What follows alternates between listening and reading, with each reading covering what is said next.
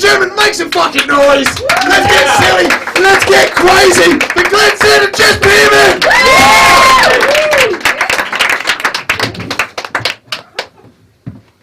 Alright, I'll go first. Thank you for coming to this weird fucking roast battle, everybody. I understand. Who's seen the poster? Okay, so I'll explain it to you. Geordie looks like he's about to come, and Gavin, well, could he get himself to that point, really? I mean, surely he'd die. The man's only got about 1 pint of blood in his body, and he uses that to fuel his unstable emotions. Gavin also tells people that he's on the spectrum. He's not. He's just had so many altercations with other comedians that he's got brain damage. Oh, Glenn, there you are. I'm surprised that you're here. I thought you would have greened out already. I've actually never done a roast for a bush pig, but stranger things have happened. They also say that comedians shouldn't punch down, but with Glenn, I don't have a choice. In all of his years in comedy, Glenn has achieved a lot of mediocrity. He's both white and a man, yet he remains completely powerless. He couldn't even run a comedy venue at a venue that had basic water insurance. The only reason why Glenn puts on pants is when he's run out of weed, which is every morning. He spends his days working with the homeless, which sounds noble, but his unkempt appearance and vacant facial expression is actually a tactic he uses so he can work and bludge at the same time, but add a sprinkling of virtue signalling. He's completely bald. The furry fuzz that you see on top is actually shoulder hair and lint.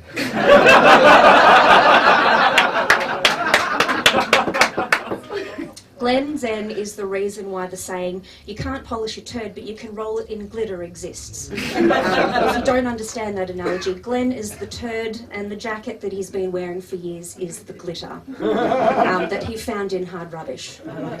Yes.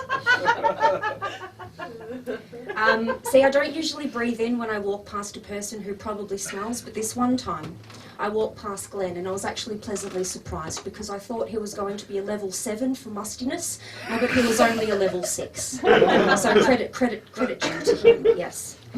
See, Glenn, ironically, he actually has such a small penis that I tried to give him a blowjob and I missed. That's definitely a joke. I've got a hard and fast rule that I don't fuck comedians, which is why it would be okay for me to fuck Glenn. Relax, I actually wrote that joke about Lorenzo. So. He was the first person I was going to roast. I only got Glenn a week ago. Alright, here we go. So Glenn likes to be dominated by women who are stronger than him, so Glenn likes to be dominated by women. If Glenn was born 10,000 years ago, his mum would have left him on an anthill to die. And the ants would have walked away. If Glenn was a pedestrian, I wouldn't slow down. I'd hit him at top speed and then rob his corpse for my insurance excess. Wouldn't be any point though, I'd just come out with a handful of ciggy butts and lint. Glenn actually reminds me of these parasites that grow on the side of whales' mouths. And the only way that they can get rid of them is by smashing their head against rock and coral. Oh, okay. Oh, I bombed once. Speaking of bombing, Glen ZEN reminds me of Barack Obama in that you think that he's not going to bomb, but he does. Thank you, everyone. I'm JESS PEARMAN.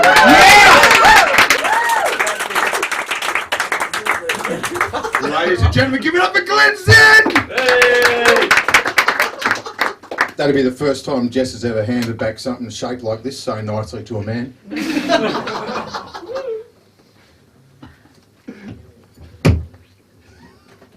Doesn't work. Doesn't work. I have to do it like this then, so I can read from my prepared sheet.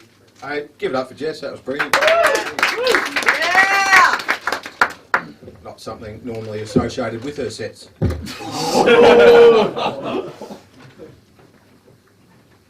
Alright, Jess, what can I say? Actually, I might rip into a few of those other people while I've got the fucking opportunity. Nah, fuck it, I'm just going to go straight for Jess. I need at least 5 minutes for that. Yeah. In words not said to Jess by a man before, I suppose it'd be fair to say the gloves are off. Because when you see a girl like Jess, it's fairly obvious that she's seen a fair few footy seasons. You know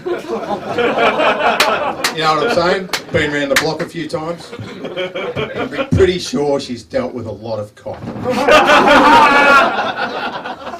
I mean, you don't get cheeks like that from sucking oranges. So tarp up, fellas. And form an orderly... yeah, fuck my next bit. Might roast you. No, I can say tarp up, fellas, and form an orderly queue. If Jess was temperature, she'd be like warm and cloudy. Yeah, mate, with a chance of meatballs. Loves balls. Like, if she was temperature, not quite hot enough to use sunscreen, but you could probably use a little jacket to put over her fucking head. Oh, that's a bit much, and that's a bit rough. You'd only use a bag. When I look at Jess, I think maybe when she was growing up, which was quite a while ago, thanks, man, that she might have seen the Brady Bunch too many times. Everyone's familiar with the Brady Bunch? Yeah. Yeah, she might have seen the Brady Bunch a few too many times. And it seems like she's sort of based her look on a cross between Marsha and Greg. Sorry. Jan. Greg and Jan. Yeah. Her personality's a bit like Alice, the housekeeper, and she smells kind of like Tiger. He was the dog. Yeah, that was rough on it. That's not after that. That's not true. Jess smells like she should have dreadlocks. Like she's a dreadlock short of being a hippie. Sort of like out of place hippie. You know those girls, you know the spiritual, psychic type? Jess is one of those. And it blows my mind, like how many girls I've met in my life who claim to be the spiritual, psychic type. I don't think she's too far wrong. I don't think she's far off the mark. But with the spelling, I think what she meant to write was, she's spiteful and psycho. That worked far better when I was writing it. Spiritual, spiteful. Yeah, you know what I'm fucking trying to do. Alright, poor old Jess. I won't ask her how old she is. That's a bit fucking rude to ask that to a woman. We can all guess that she's at least, 40? But poor old Jess, she's always been unlucky in love. She likes a good bad boy, but she's sort of found out the soft way that there's no such thing. Not the hard way. Last bloke she hooked up with, he told her he was about to come into some money. Can you imagine her surprise when she woke up to find him shooting a rocket launcher into her piggy bank? Yes, mate, I know, it's a strange name for your ass.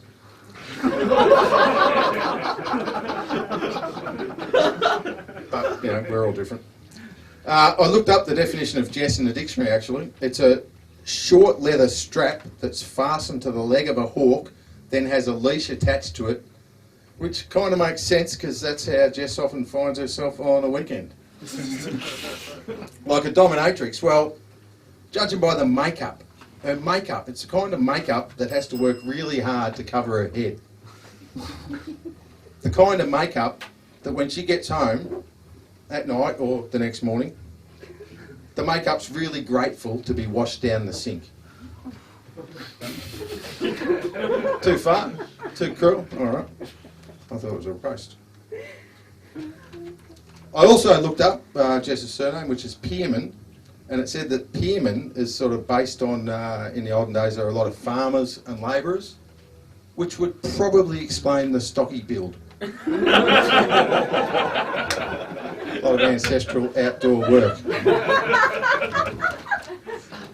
I was going to ask you why you wore the Doors t-shirt, but I didn't want to embarrass John Doe, who might be banging you on the side.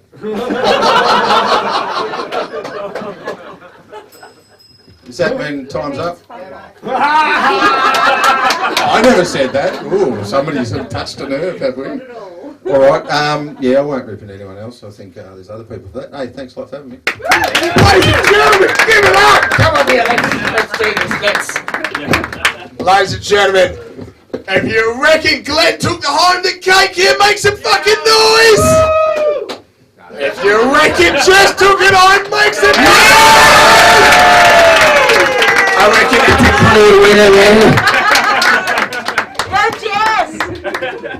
Ladies and gentlemen, what we're going to do.